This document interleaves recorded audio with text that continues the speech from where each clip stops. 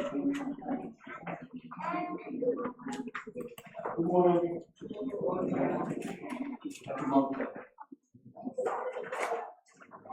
One thing I ask the Lord that I see that I may dwell in the house of the Lord all the days of my life, to gaze upon the beauty of the Lord and to inquire for he will hide me in the shelter in the day of trouble.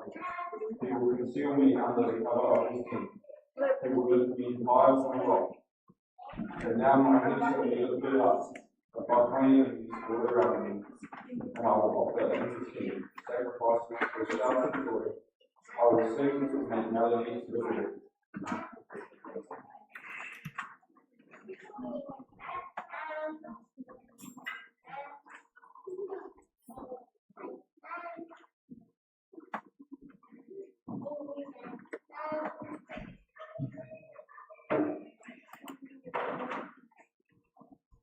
Hey, good morning.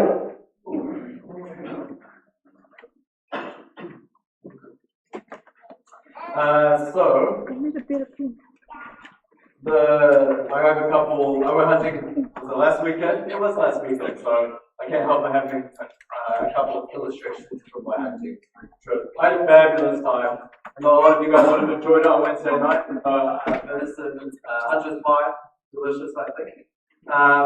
Well, I got to go away with my brothers. I enjoy going away with my brothers because we get to reminisce about some of the fun stories growing up. A lot of you can probably, you have experienced that with your siblings, but a lot of fun stories came out. One, we were laughing about my brother Daniel. He got no major injuries, but there's a few fun stories. We had this kind of rivalry growing up because when he was about, I guess he was like 8 and I would be like 10, something like that. We were living in Illinois, when the time it was like ice. And so, actually, there was this, at the church building, there was like 2 stories high, there was this long, down flight. It was cool with water, wintertime application ice. So I just remember, we played with it, and I took it off and leaned on the building, and then we went to do something else. The next thing we do, it falling over on Daniel's head. And he to this day keeps saying dropped it on him on purpose, but it didn't happen like that. Not at all. But there's actually other stories we were reminiscing about. So I had a friend, we had a friend, Matt was his name. We lived up the road, and for some reason, there was a hoe, like a gardening hoe, long with his, handle that's got the metal end on it, and I was swinging it around. Not sure why, it doesn't matter, boys just do cool stuff like that.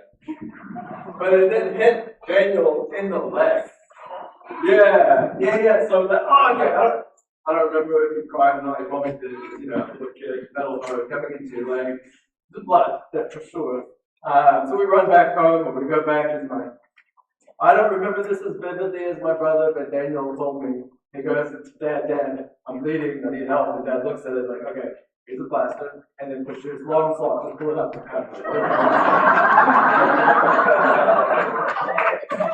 And then Mom comes home, and then she sees me, she's like, we're going to the hospital.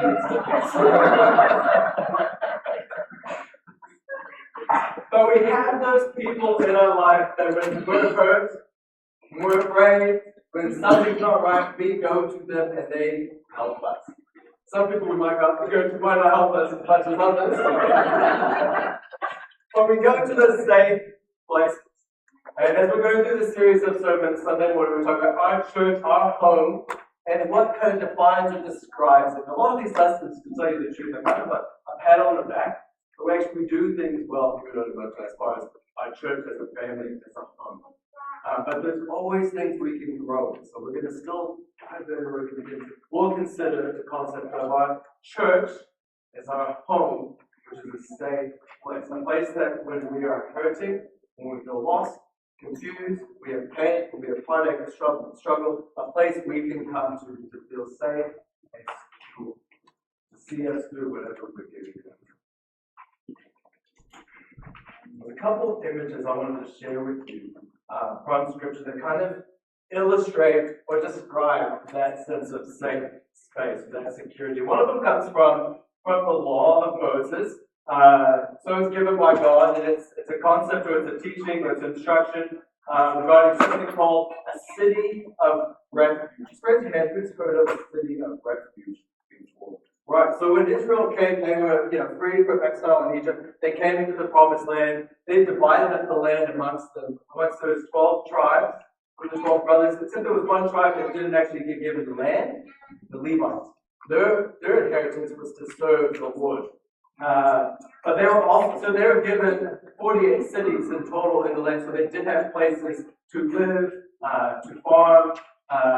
But they were given, of those 48, 6 of them were to be dedicated as cities of refuge. And here's how cities of refuge, the role that they play in the nation of Israel. So, murder is wrong, right? Kind of obvious. And the penalty, there is a penalty to murder. That is, if you take a life, you lose your life. But there's some situations in which someone dies, but it's not malicious or with intent. It might be an accident for some reason, but there's a loss of life. Now, back in the day, if someone killed someone in your family had the right to appoint, I don't remember the name of the guy, an avenger, an avenger, and he was allowed to go and take the life of the person who killed your loved one. Find justice in that way. But not every death was malicious or intentional. It was not always murder. Sometimes accidents happen at the hands of us. Now, it is clear, if you are angry and you take something of iron and you hit them, you forfeit your life. You take something of wood and you try to hurt them and they die, you forfeit your life. If you pick up a stone in anger and you try to hurt them and they die, you forfeit your life. If you get angry and so you go push someone off and they end up dying, you forfeit your life. If you have intent to harm and oppress someone, there is repercussions to that. But there were circumstances where accidents happen. And so if the family chose an avenger to come and take your life, you can flee to the city of refuge. You try to get there before the family is appointed someone to take your life. And you enter, you go to the gates and you appeal to the elders. I need refuge. I need a place of safety because someone is after me. And you offer your case that this was an accident, it wasn't malicious, you didn't intend it. The elders, the people of that city then would take you in to offer you protection. That avenger could never come into that city and take your life. You were under their protection. If you ever left that city, he caught you out to the field, he could take your life and not be guilty of murder. So your safety depended on you staying in the city. It's kind of cool. Like there's only 6 of these cities in the nation. So they had to be clearly marked. Like along the roads, they marked like this way to the city of refuge. So if something happened, you knew how to get to this safe place.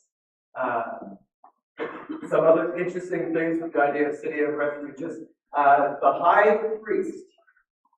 You were safe in that city as long as the high priest lived. And do you know what happened when the high priest died? You were then absolved or free from guilt. You no longer lived under the threat of that punishment. You were actually made free. The avenger no longer had a hold on you. Not claim your life. So the death of the high priest, he in essence took on that death of death for you. You were free. Our church should be like that city of refuge. In our communities, in our city, we should have that reputation, that culture, that people know that when they are in trouble, they can come to this place. And we will be there to protect them. That they come to this place, we are not prejudiced, biased, malicious against them. We are concerned with their safety and security.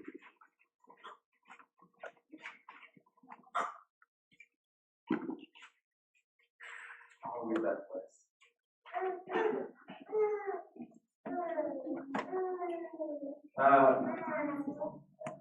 moving forward, that's the city of refuge, moving forward into the history of the people of Israel. They came to a time where they were taken into captivity, into exile. They no longer were following God, so that the nations rose up against them. God didn't offer them protection at that time, so the nation came and took them into captivity, so that they might learn then to return to God. There was a time where some returned back, they were taken from Jerusalem, some returned back to Jerusalem to rebuild that city. After it had been destroyed, to rebuild that nation, to restore what once was back to the glory that it should have been. There's a guy named Nehemiah. Not a lot of people will be familiar with him, but he, at the time when people had gone back to Jerusalem to rebuild, someone came to him and he inquired about the city, and he had found out that the walls were still broken down. The front gates, the city gates had been burnt. He was horrified.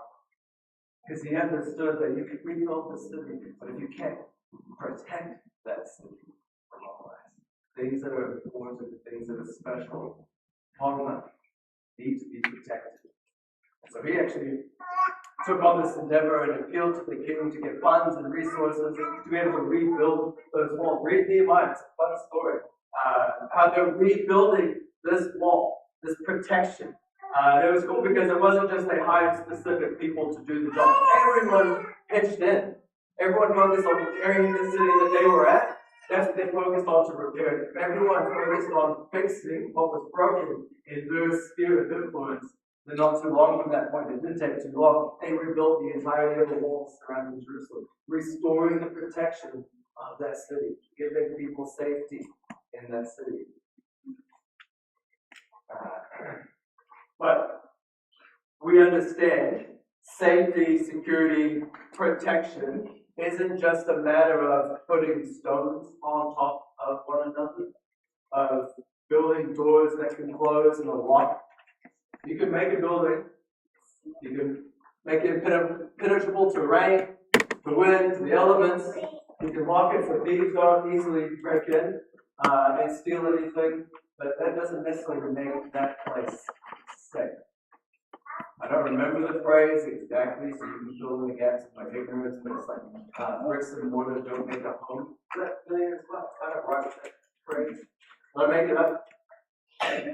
No? Has anyone heard that before? John might claim it if you have. Oh man, someone said it. Okay. Yeah, bricks and mortar don't make a home. We understand that there's more to a safe space than just walls and doors and windows to protect us. There's something greater inside. Mark in your Bible, Isaiah chapter 58, and read it. Read it sometimes. I'm going to walk through some of it, but it's beautiful. It doesn't start out beautiful. Actually, so this is the people of Jerusalem, and they've returned to this place, and they're seeking after God, but they're kind of wondering why God isn't listening. But they're doing everything they're supposed to be doing, and in this chapter specifically, he's knocking them on their fasting, which you guys may or may not be familiar with. It's a spiritual practice that you observe, and in essence, fasting, not eating food. You're saying what this world creates to provide the nutrition, it's not enough. God, I need you. The things that I take in and I eat don't satisfy me apart from you, God. So you're denying these things to put in perspective your relationship, your connection with God. It's beautiful spiritual practice. Maybe I don't observe it as much as I should. And also, to be honest, I don't know who does. Anyway, Isaiah's telling this, instructing the people that they're fasting in the wrong way. It says they're fasting, denying themselves when they're supposed to be thinking of how God satisfies them, but they're still thinking about what they pray, what they desire.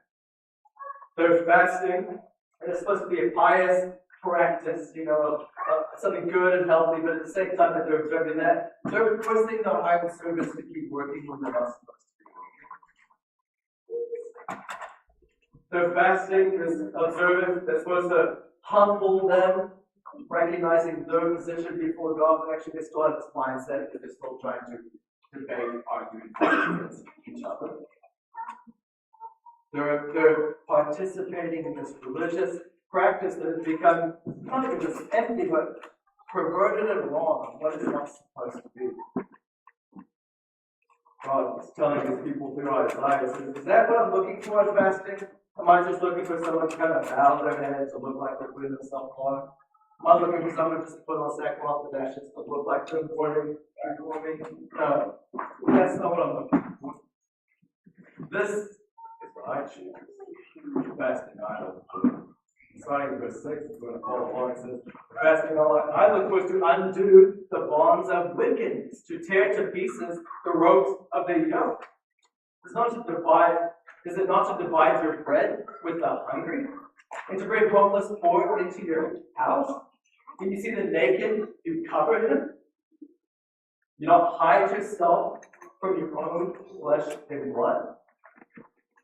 If you do that, I'm going to say, then your light will break out like the dawn, and your healing will quickly spring forth. Your righteousness will go before you, and the glory of the Lord will be your rear guard. You will call on the Lord, and the Lord will answer. You will cry out for the help, and He will say, here I am. It wasn't just enough to put stone on stone. It wasn't just enough to go through the practices, tick the boxes. They also had to live out their calling and their care for one another. Then their home would be made. So I'm going to have to confess. I think some Sundays I show up because I have to tick my box. This is what David is supposed to do. I talk to the people I need to talk to. I go through the motions of what I'm supposed to go through because I know that's what I'm supposed to go through. I sit there, try to listen, but then get distracted thinking about what happened yesterday and think about actually what's going to be happening later this morning. I go with observe these practices, but my heart isn't where it's supposed to be. It's not supposed to be like that. I need to grow. We come together, not just members, to fill out these pews. We don't just come to tick it off and say we're good people who go to the church. We don't just go to this place with, what do I need to get out of this? I'm going to get that, I'm going to get out of it. No, that's an empty, perverted religious practice. We actually come together to take care of one another, to build this up, this family, where we love one, care for, we're concerned about each other. And if we do that, we are building a home that is safe. That is everything that we're talking about in this series. A couple of whakatauki I want to leave with you guys, Maori proverbs. First one, forget my pronunciation, but Iponga te moko, a grandchild is a treasure. Kia tuata te haika. Handle with care. Recognizing that our Iponga, our treasure, is not just physical things, but actually the people in our life, especially the vulnerable people in our lives, the people that need help and are precious to us. We want to be a place that they can find refuge and protection, that we can create this space that they will be protected from the things that are harassing them. The last whakatauki I'll share with you is Kamate Kangatai. When the death of our first love, the ruin of our first love, Kaora Kain, Jesus. Kamate Kangatai, Kaora Kain. Many of us are blessed with happy memories of a healthy home, with people in our lives that have loved us and cared for us, taken care of us. But also recognizing this world is imperfect, our families are imperfect. Many of us have experienced, maybe not all of our life, but at points in our life, where that home was broken. That maybe we were hurt by it. That we didn't receive from it what God wished we would have received from it. And from those moments, we recognize for our survival a second home as people.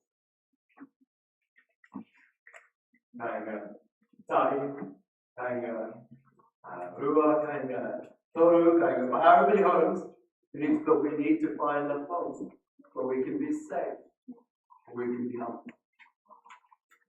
recognizing that we have a Kainga Kitulu, an eternal hope waiting for us.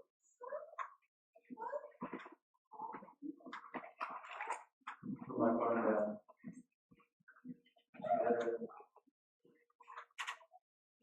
I've looked up a couple statistics. Again, you can't have a sermon without throwing in some statistics. But we live in a place, New Zealand isn't unique to this, but family violence is a real thing. There's a lot of people that are suffering, and it's not necessarily just when it becomes physical, there's also the psychological, economical, emotional abuse or injustices that happen as well. But in 2025, there was, from the police, 170,478 recorded incidents, so we know that there was definitely more than that. And actually, on average, police were called out to a place once every 3 minutes. So it's happening constantly.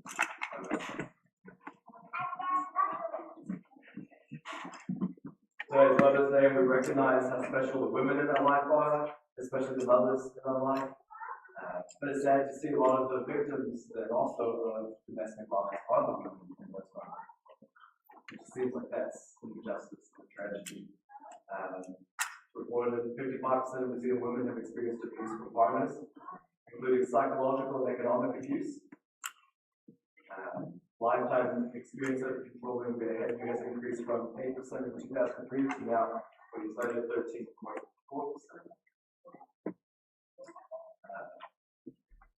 Talking to victims in their home, a lot of them will spend 7 hours a day just trying to mentally prepare to figure out how can I be safe. A lot of them might not reach out for help because they can't afford to reach out. Or the stress and anxiety of trying to change those circumstances, or even now the mental health, their mental health as they try to get out of it. So sad. Tragic. That's why it's important for us as the people of God to build a refuge, a safe space that people with any can come.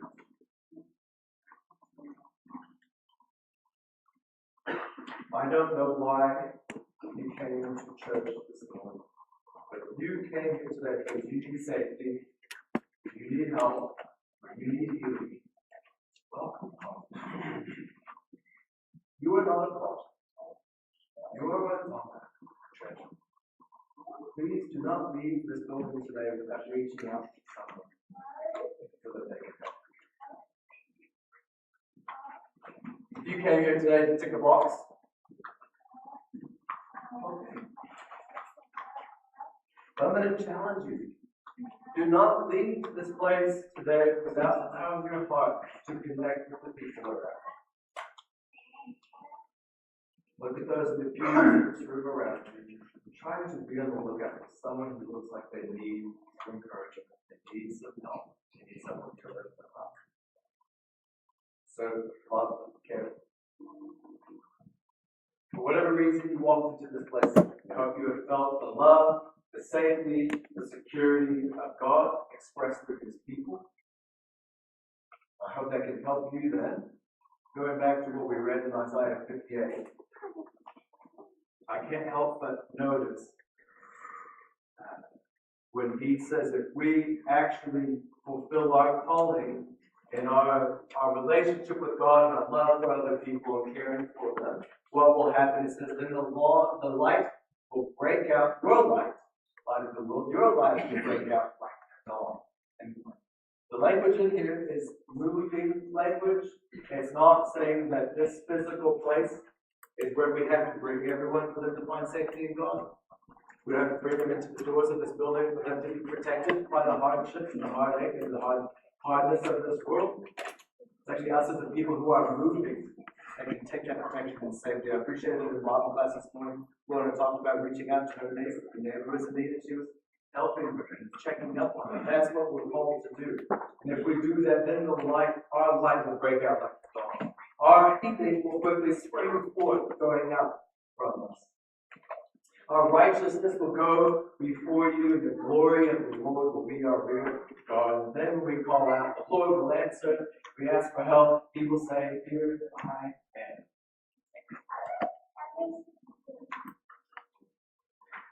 Thank you, everyone, for being a family.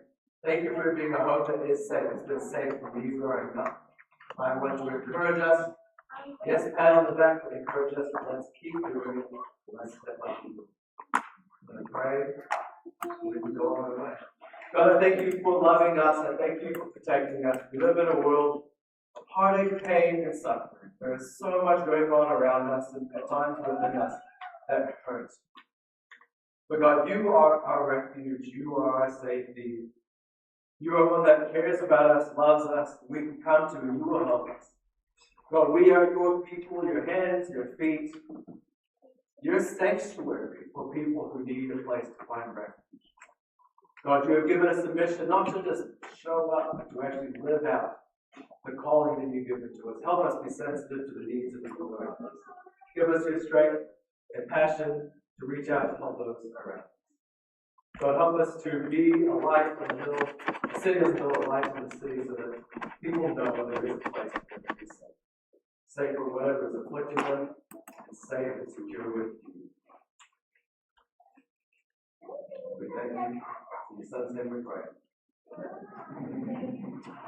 pray.